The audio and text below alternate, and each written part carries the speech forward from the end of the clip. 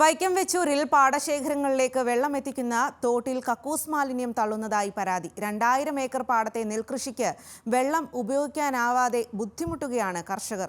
തോട്ടിലെ വെള്ളത്തിൽ ഇറങ്ങിയവർക്ക് ത്വക്ക് രോഗങ്ങളും ബാധിച്ചിട്ടുണ്ട്.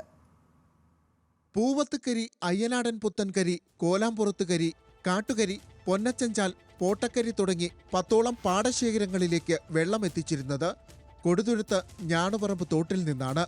എന്നാൽ ഏതാനും നാളുകളായി തോട്ടിൽ രാത്രിയുടെ മറവിൽ കക്കൂസ് മാലിന്യം തള്ളുന്നതായാണ് പരാതി.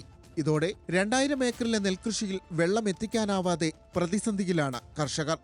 കാര്യം തോട്ടിൽ ഇറങ്ങിക്കഴിഞ്ഞാൽ കക്കൂസ് മാലിന്യങ്ങളും രാസമാലിന്യങ്ങളും നിറച്ച് കരിയോയിൽ പോലെയാണ് കിടക്കുന്നത്.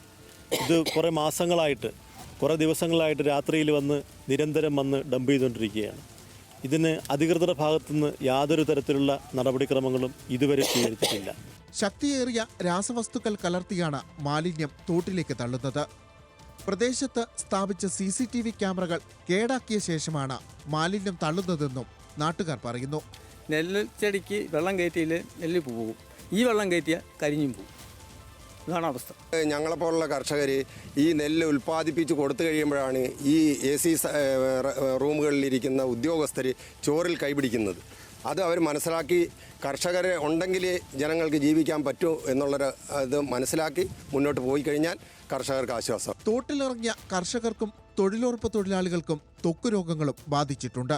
കക്കൂസ് മാലിന്യം തള്ളുന്നത് കർഷകരെ മാത്രമല്ല സമീപവാസികൾക്കും വലിയ ബുദ്ധിമുട്ടുണ്ടാക്കുന്നുണ്ട്.